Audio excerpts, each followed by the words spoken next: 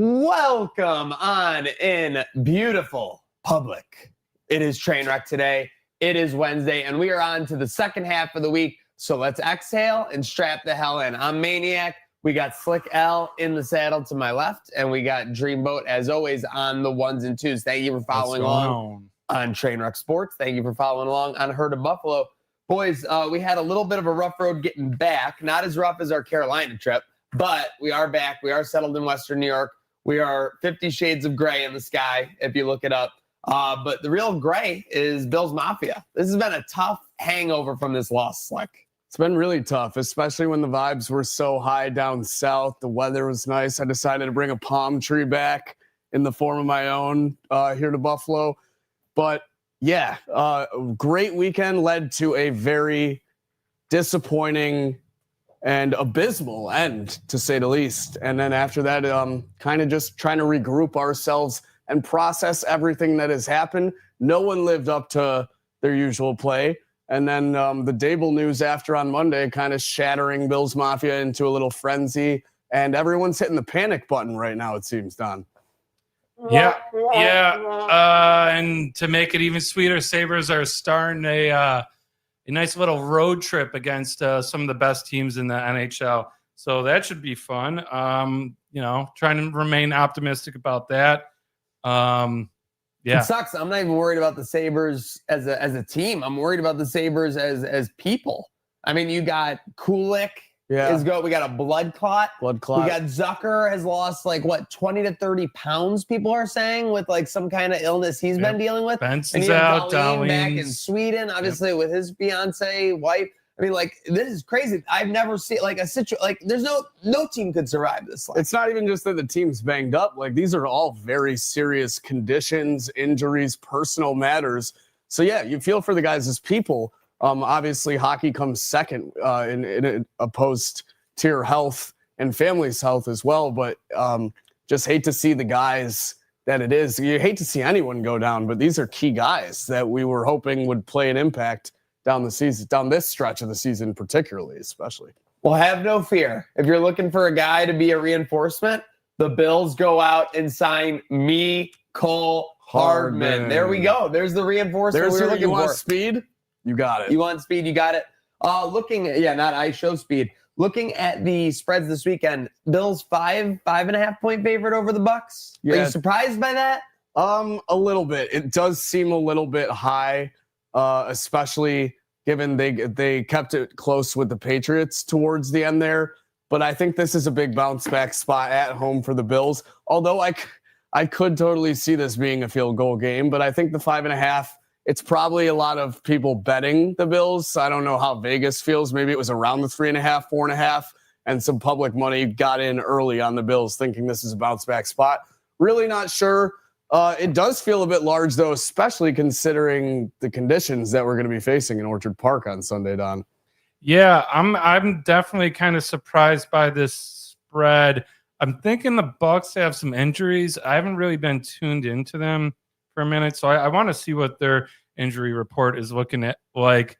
Now I know they got blown out by the Patriots, but some of that, you had a kick return. I think you had 2 kick returns in that game, unless I'm wrong. So Patriots are playing Florida. The Patriots are doing the exact opposite of the Bills. The Bills are finding ways to stymie themselves and look pathetic. Patriots are finding ways to get it done and make it happen, whether you're all the way in on Drake May or not. But let's just wrap up this weekend from that was the thing. There was so much memorable stuff from this weekend. We had a great time at the game day tailgate with Andre Reed. We had the rumor mill was in full force on Saturday night. I'm thinking I'm getting some hodgepodge from my TSA agent. He goes, first he sees me. He sees me walking in, and you know that I do not deal well when people are recognize me or whatever. Yeah, for and sure. He goes where's the suit? And I'm like, what? Yeah, this what? is really weird. I never wear a suit, dude. I'm like, what? And he goes, yeah, I just noticed it from the page, man. Sorry, hope all is well. I was like, oh no, good. This is while I was 2 people back, from boarding the plane. Yeah. So he starts talking about it. He's like, yeah, everyone's all pissed. We'll go get a win this weekend. Could have got a win this weekend. Bean was trying to get Waddle. I'm like, what? So casually, just said it that. Literally said it like that. He goes, yeah, they said they wanted to get Waddle. Miami told him to fuck off.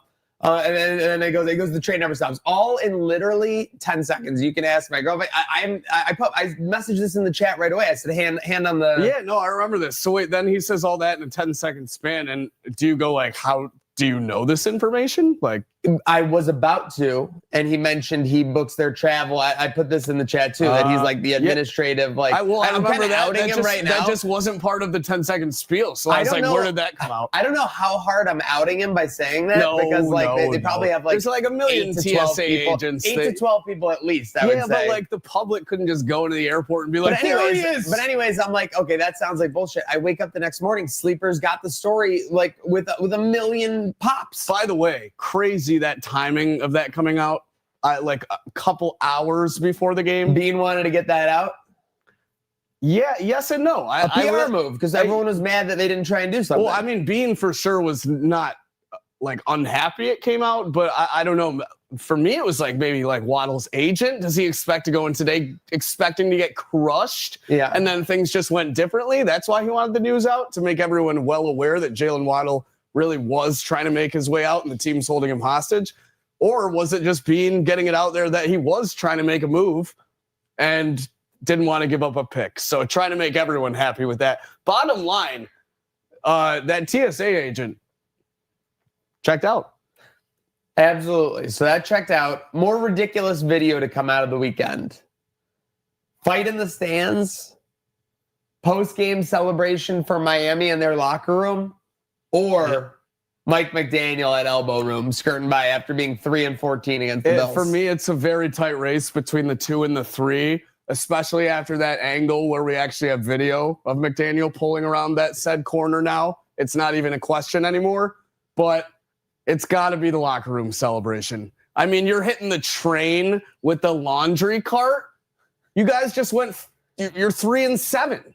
Oh, what are you taking the train to Cabo? Like, you can only fly there, buddy. I don't know what you're celebrating for. Yeah, that was wild. Also, I'll say, I don't know, McDaniel driving real quick, every one of those videos we listed had a wild card involved in it that could have won the competition for them. What do you think the wild card was in the fight video? That's not even a question. The wild card, Kane. Yeah, okay. By God, that's Kane. When he went full overhead, I'm like, I'm bringing my abdominal. That's the one time in that video where the guy, like the aggressor, like actually like, no, stop. It's like, I'm just driving. No. Hit me with the cane. Yeah. Oh my God. The guy, I mean, the cane got people popping for sure. The cane was nuts. The McDaniel video, I think the craziest part is he didn't, like, you're flexing on Bills fans, but you don't want to admit it the next day. And he was even sheepish when he was doing it. Yeah, he didn't even try that. And then you're forgetting the celebration video. Like, the laundry bins was wild. But the breakdancing, the coach spinning on his head. Bro, if I was McDaniel. That was crazy. And you know what? You know who we gotta no Papa shot. Know who we gotta hear what they think about this one though is I think it's time we bring in our guy, right? Bring him in. Everybody, welcome to the show. We've given here him some he time is. To break down the here Bills. He is. He's paid the Bills, Mr. Jake MAJKA. Welcome in here on Trainwreck today. What an honor. What an honor. Happy to be here. So you've seen the footage, all 3 videos. Which of those 3 clips from the weekend is most ridiculous to you? Mike McDaniel riding by elbow room is one of, I've never seen a head coach so brazen in my life, let alone a head coach who's currently 3-7 on the year and his job is on the chopping. Like, that's what he has to do it for, right? He's like, you know what? I'm getting fired at the end of the year. Let me go have some fun. Like, let me do this one for me. I've been doing it. I've been working for everybody else. I've been working for the Miami Dolphins for these players, eating shit. I'm gonna get one for me over on these Bills fans. And that's why it surprises me so much, because clearly he did want the one for him. He went all the way to elbow room, but then he kind of just like slowly goes by. Like, I would have double parked, thrown the blinker on, and like pumped up some like music and just been like, like walking around. I mean, like, why not? Go buy him some shots. Do that's something. That's what I'm saying. That would have been a power move. He should have gone into the bar and been like, shots for all my Bills friends. They need some cheering up. Like, that would have been like hilarious. And then left. Yeah. And that would have been really funny. But at least and you see the video when he's at the light, he's feeling good because you're not fully at the elbow room at the light. You're a little behind the line. He's got his arm out the window on the side of the car looking all cocky. And then when the light goes green, he's pulling around. Arm gets tucked inside. Yeah, he got a little nervous. Eyes back on the road. Buddy, if you're doing a drive-by, you at least got to let some words fly.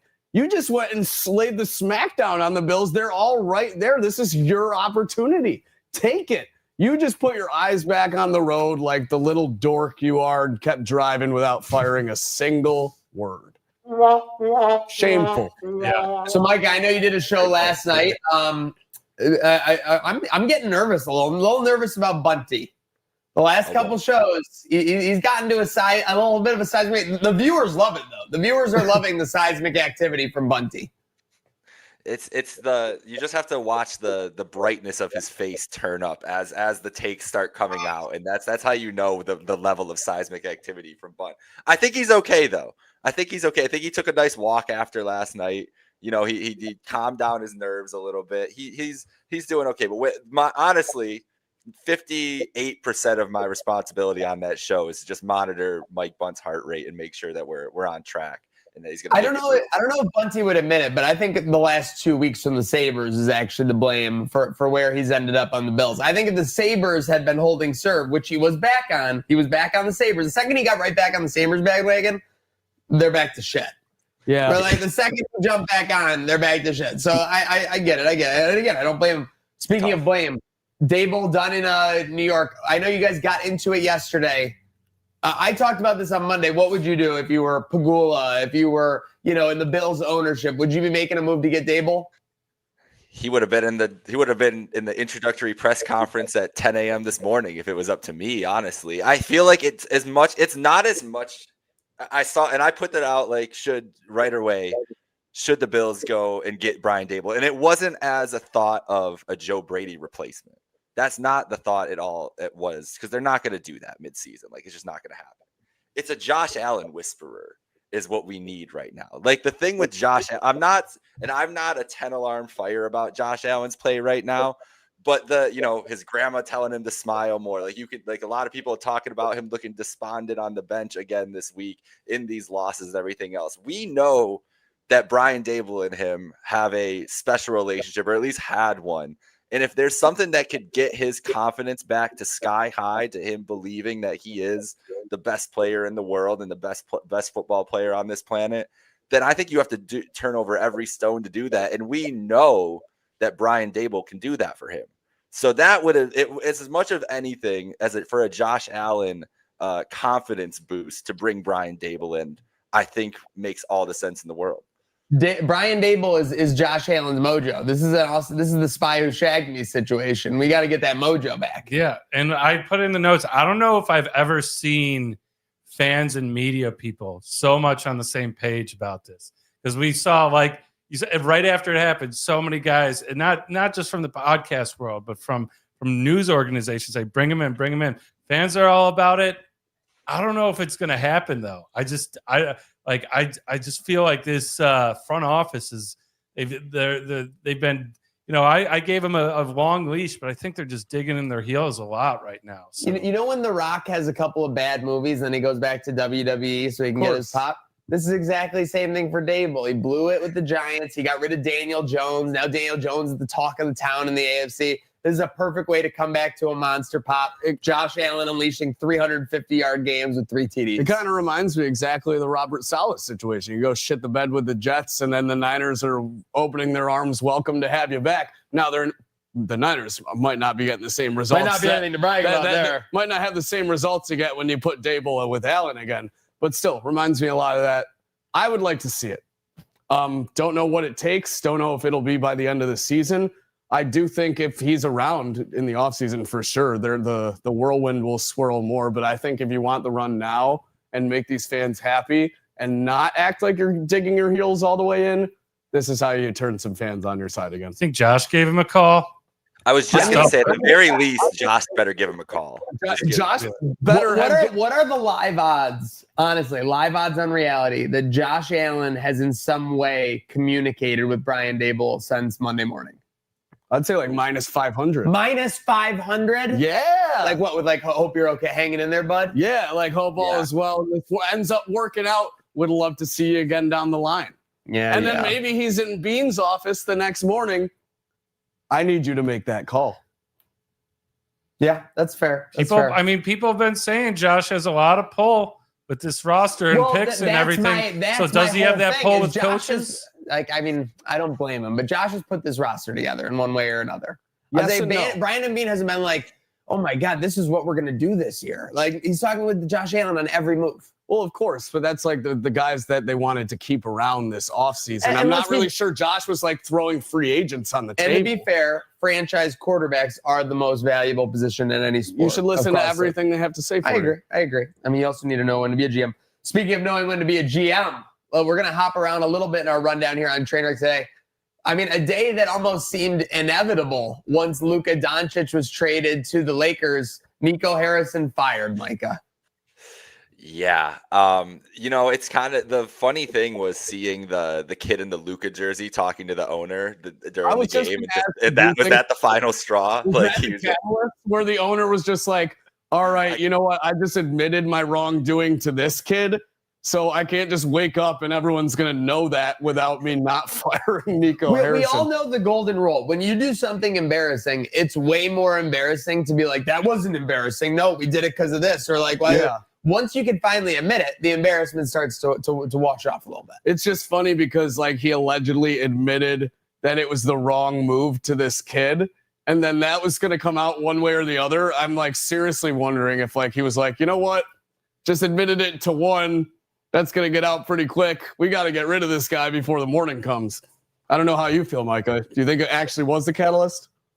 I think that was part of the catalyst, and also just you hear fire Nico chants for a whole game. I mean, it was going to happen at some point, but yeah, the timing, yeah. And you're in November hearing it. Like, is it going to stop? Like, they play on Christmas, guys. The Mavs play on Christmas Day. Do you imagine if Nico was in that building on Christmas Day? Like, did you see Mavs fans partying outside the arena after the news? I did not. They were literally popping bottles of champagne to Nico firing. So ironically, you got the Luka Lakers at 8-3. You got the Mavericks at 3-8. So this is the last question I'll put on for you, Mike, and I'm sure you guys will cover this on Happy Hour Hoops this week. What percentage share is it that the Lakers are playing good with Luka, and what percentage is it that we have a terrible start with Mavericks for this? Or is that almost kind of like an afterthought in all this, and it was just the PR of it all?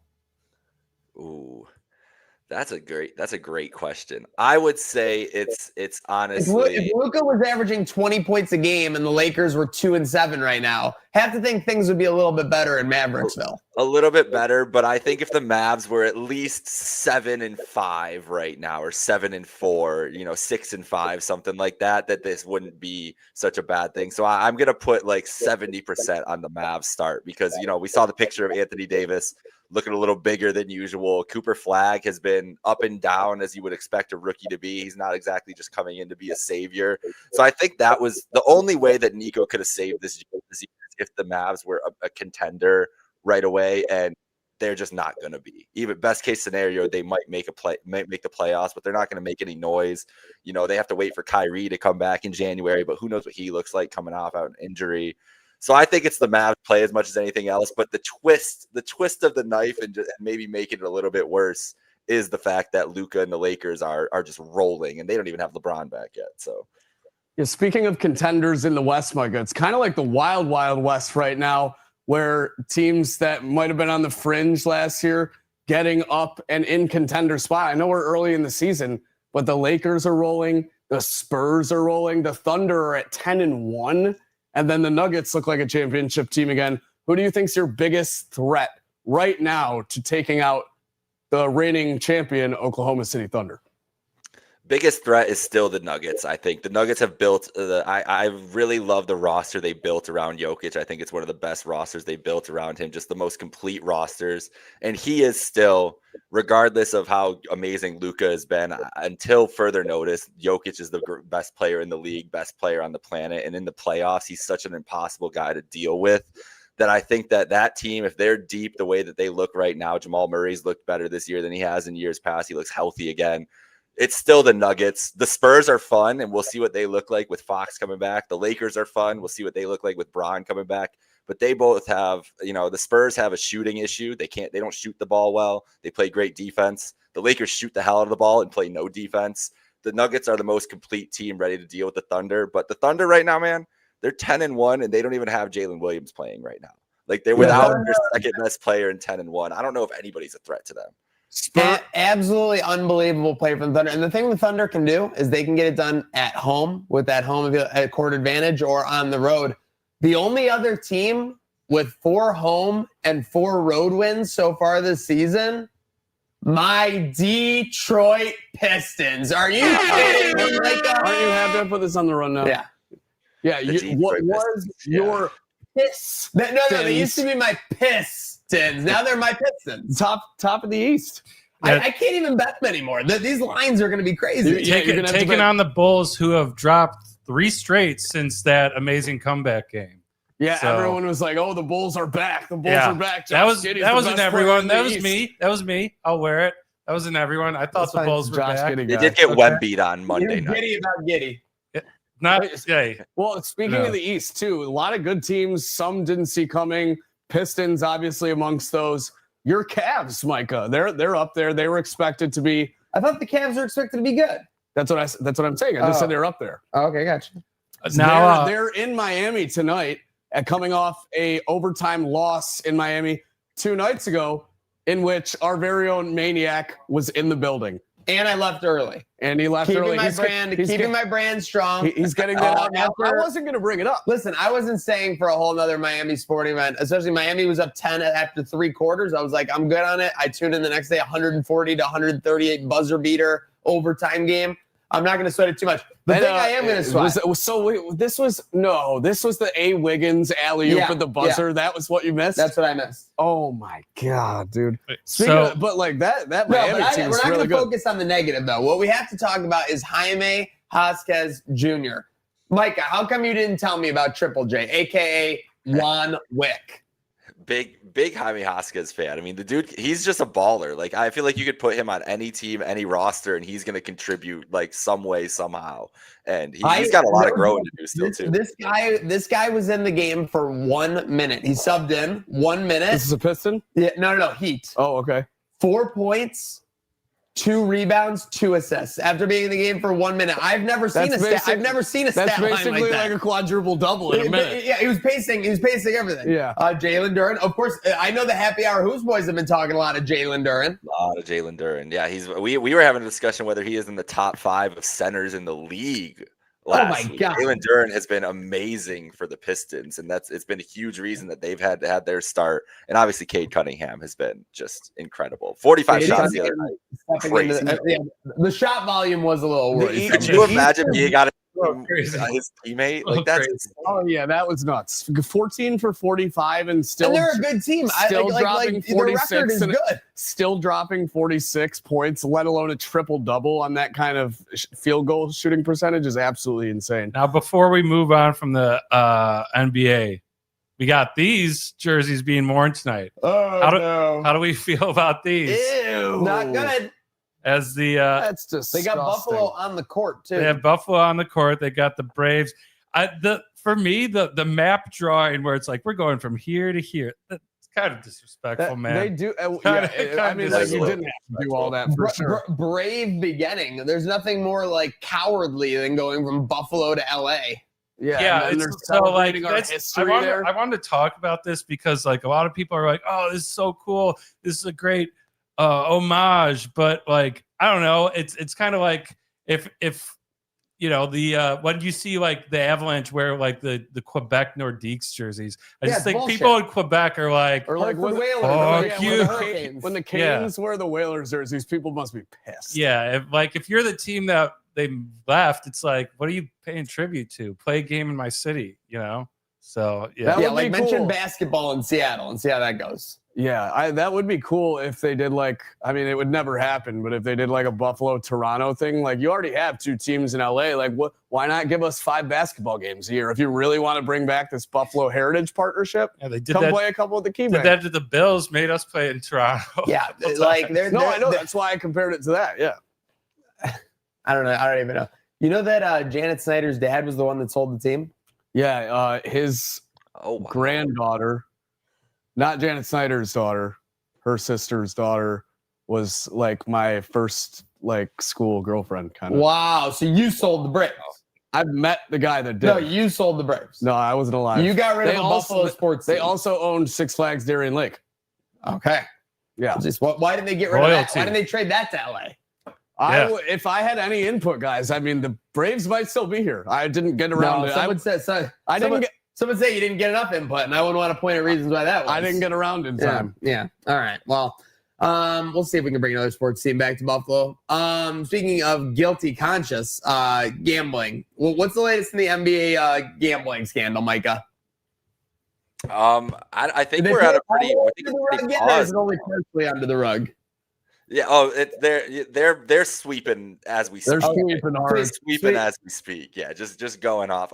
I know we got all the arraignments and everything else going there. Right now, we're looking at we had a big college basketball one pop up the other day too. I feel like we're gonna get like a steady stream of these as the year goes on, where there's just gonna be one or two more guys implicated as it goes. I think what happened here, Don, and I can see it in your eyes, the NBA was looking at a massive scandal. They're just like, you know what? We're not going to be able to solve this scandal. So they went the Michael Scott route when he had a rumor get out. Yeah. And so the NBA is just pointing out every other scandal that's going on. They're probably in direct messaging with the FBI, like, check this one out, check this one out. Do you think Adam Silver was the guy that laid all that suspicious money on that UFC underdog? Oh my gosh, Silver was like that, or Silver probably had Terry Rozier go place the bets. You start a scandal, you solve them. Terry's my fall guy. All I'm saying is just like when Michael Scott started the rumors, that just because he didn't want them to know Jim and Pam were pregnant. That was what the NBA did. Micah, thoughts? I don't think we can. I don't think we could say that Adam Silver is innocent of trying anything at this point. There's no way Adam Silver. He had a full investigation of Terry Rozier. Come on. Silver is trying to save face in so many different ways with the fans at this point, and so I think he's capable of anything.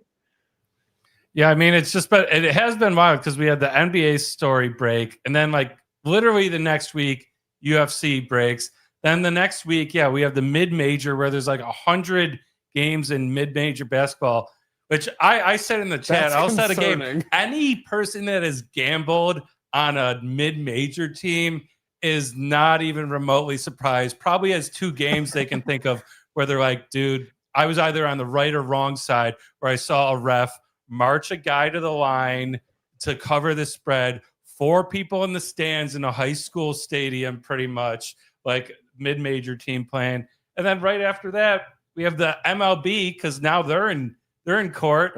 And literally in a court document, it has text messages where they're sending each other sad face gifs, dog faces, sad puppy dog faces. You're a Cleveland culture guy. What's the latest with Class A? Oh, yeah. And Ortiz. Two pictures from them.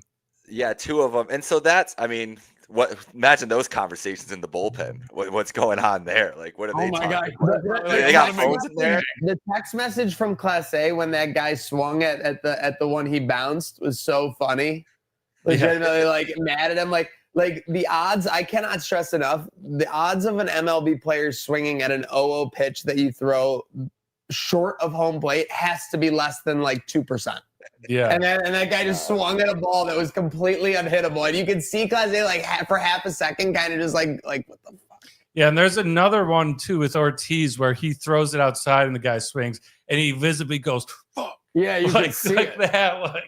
But I did do the research. They still came out, the guys working with them, up $400,000. Okay. Oh my God. So MLB is basically lobbying DraftKings, and they've already implemented it where there's a $200 cap on single pitch markets now. Yeah. So yeah, I mean that's this team's working with DraftKings. Remember when the Jaguars guy bet with DraftKings? He bet $40 million out of the Jaguars account, and they got $12 million back. Yeah. These, if you get in a bad betting situation, you just need to be involved with one of these teams, and you're fine. The MLB pitching one is just so crazy to me because those examples are it's 9th inning, sometimes mid-game, and you already have a 1-3 count when that guy's swinging, and it's 0-0. The one where he swung at the one that was short of the plate? We went over. Yeah, it was 1 for 3 on the day. Oh shit. Yeah, it's all good. Well, no, it's 1-3 count means he's already been struck out, brother. Strike 3. You're out.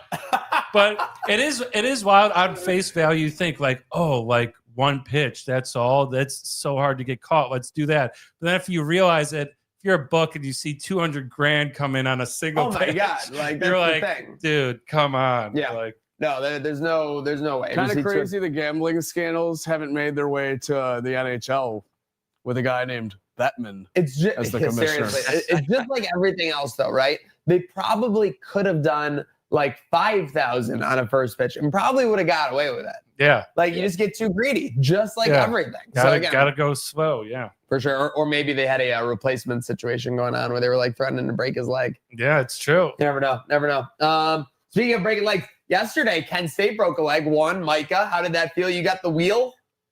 Got the wagon wheel's back where it belongs in Kent, Ohio. It's on the wall in the locker room now. Drew DeShields posted that earlier. It was electric, man. Like especially after the week that we had with the Bills game on Sunday. You're watching your school play football in a rivalry game and just hoping things don't go wrong. They're up 35-17 in the fourth quarter, and Akron comes back to tie it up. Like I was ready to quit football in general, but an electric turnaround. The team that won one game for 2 years to have 4 wins this year, a chance to go to a bowl game with wins in these last 2. I mean, I don't know what the odds are. I think they'll be underdogs in both those games, but I was jumping up and down in my apartment going crazy. Like it's as big of a win as that's happened for me this year and in the last couple of years for Kent State anything. So you always love to be a better week now.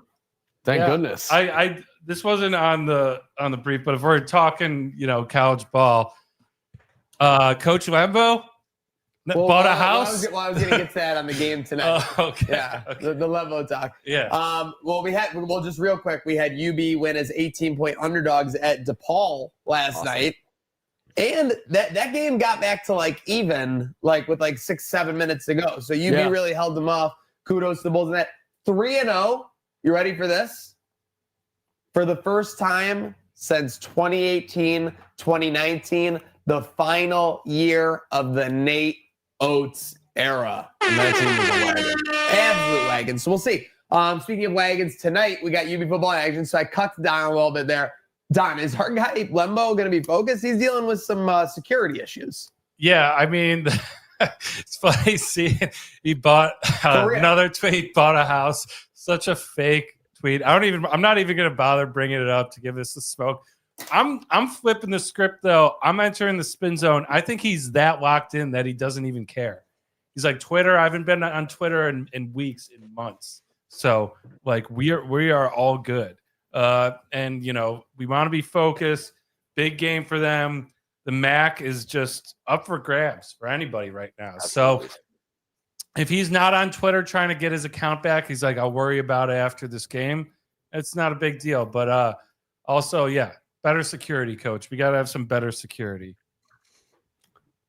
Yeah. So, buying that kind of house and car in the same week, guy's a big spender, it seems. So hopefully he's not spending too much and can still afford to get a win tonight. No, it's wins only for Lembo. He won big financially on crypto. He got a house. He got a car. And now we're about to take down Central Michigan. We need a big dub on the field tonight. About to drive right through Central Michigan with that new car. Yeah, it's how long over-under on minutes to get to Central Michigan in that bad boy. Very interesting. I do like the under in that game, 44.5. That's my lunchtime lock for today. So it'll be interesting. UB does control their Detroit destiny. As we said, if UB wins out, they will be in Detroit. Easier said than done, though. They still have to face Ohio and Miami of Ohio, who are at the top of the conference, as well as Central Michigan tonight. But they are coming off a bye. UB should look strong tonight.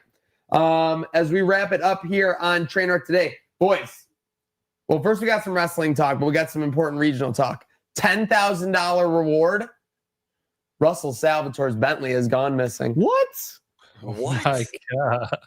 Wait, to be returned in working condition, quote unquote. So it could be a little banged up. So this is around here. This isn't South. This isn't down in Florida. He had his party down in Florida. Oh my gosh! It was stolen here in Buffalo. The alert went out this morning. Oh my! Everyone was going nuts about it. Someone took advantage of him flying down south. I can't believe someone would take advantage of Russell's hospitality. I can't believe that either, of course. The disrespect. Are you suspect number one? How do you steal a Bentley? Like, I understand that's what I mean. Kias and the Hyundais, they had the whole USB trick with the Kia boys, but how those are some of the most secure cars ever. Did he lose his keys? If I had to guess and start figuring it out, like someone had to have an inside like tip on this, right? Like they either had an inside tip on the Bentley was going to be somewhere where it could be easily stolen, or someone who maybe moved the car or like something like that, got a copy of the key. Someone paid off a valet guy. Oh, 100%. I'm saying, because if you think about making the getaway with the Bentley too, I'm pretty sure they said it was at the property. Like you can't just peel out of that property. You slowly have to kind of like make your way out. All right, hold on. Reading this story about this, there's some fishiness to this. Wait, are you telling me we might have Denzel Washington, Clive Owen, an inside man? I mean, it's weird. He's offering this reward, but he won't say where it was stolen from. If it was his driveway, parking lot of the restaurant, or where. All he offered was a description: light blue 2017 Bentley convertible. And he shared it on his Facebook page. $10,000 reward. I know what I'm looking for. I don't know if I find contact Lancaster because he's telling himself, well, if I get it back, I don't want people to know like stuff can easily be stolen from my house. Like, you know what I mean? Like things like that. So I'm a little bit sorry, but just a tough situation for Russell. I mean, geez, hoping he overcomes that adversity. I'm guessing maybe he left the car running in a wrong spot. Someone just hopped in. Could have been done. So one of his guys did for sure, and they didn't like follow protocol probably while he was in Florida. Can you imagine calling Russell and telling him you left the Bentley running? I would not want to be that man. No. All right, well, I'm on the lookout. I need this 10 grand. Me too. Let's go. Should we investigate? Trainwreck investigates. We're literally starting, and we're going. Should we hit the pavement for the Bentley? All right, Lancaster, here we come. Bentley or bust. But folks, make sure you are keeping it pedal to the metal with us here on Trainwreck today. Huge shout out to our guest MAJKA for hopping in with some NBA scandal, NFL talk as well. We got our co-host, myself, Dreamboat Don, Slick in the saddle, as well as producer Rachel. We got producer Nick P in the house. Folks, we are on to the second half of the week. So let's go have a great second half of the week. Let's take care of business. Let's finish strong. And the only way to do that is by having a good day now.